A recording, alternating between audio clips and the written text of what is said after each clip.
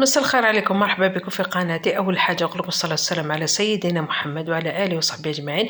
كما راكم تشوف اليوم جبت لكم احلى تحليه سهله وبسيطه. اول حاجه راح نبدا لكم في المقادير. انا جبت هنايا كلش جاهز، يعني جبت هنايا كما راكم تشوفوا جبت كاكاو، جبت لاك خام، جبت كذلك نوازات، كذلك جبت الكيك.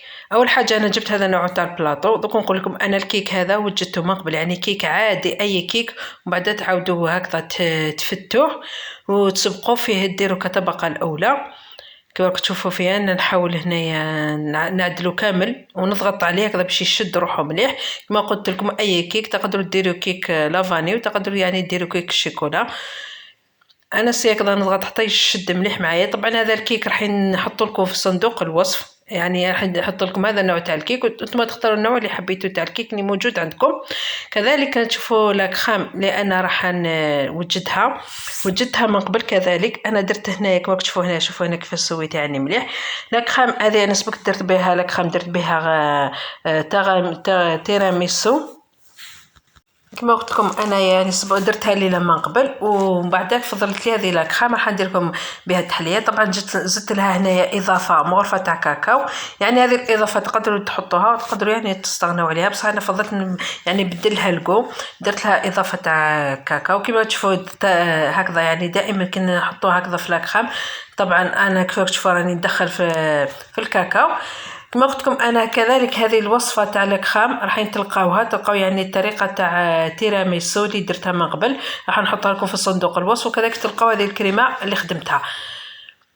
شوفوا انا بعد ما دخلت هكذا الاخرى الكاكاو راح نزيد نضيفه فوق الكيك. هذو كامل الوصفات كما قلت لكم درتهم من قبل وراح تلقاوهم في صندوق الوصف. طبعا راح نحط لاك خام.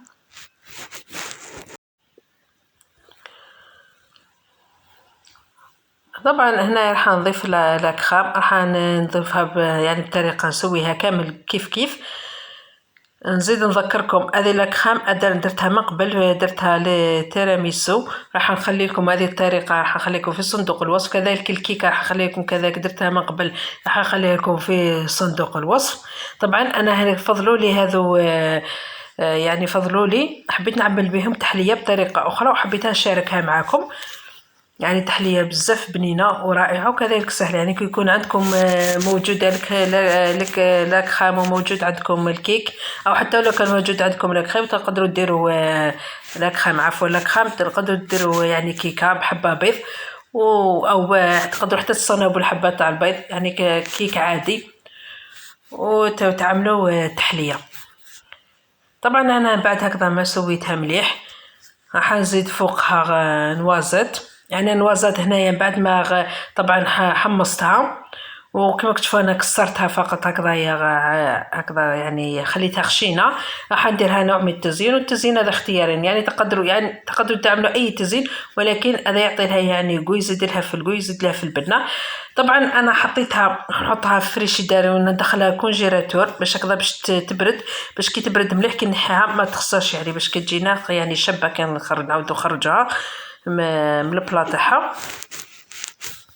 طبعا هنا انا بعد ما خرجتها باش ما تلصق لكمش، يعني بعد ما تخرجوا من كونجيراتور كي تشد مليح باش ما تلصق لكمش وتخرج لكم مليح، شدوا فوطه دفيوها شويه وحطوا عقبوا على هذاك على البلاطو تاعكم، ومن بعد حلوه وخرجوها يعني كذا تبقى هي شاده روحها وما تخسرش. طبعا هذه هي تحليه سهله وبسيطه. نقول لكم شكرا على المتابعه والسلام عليكم ورحمه الله وبركاته.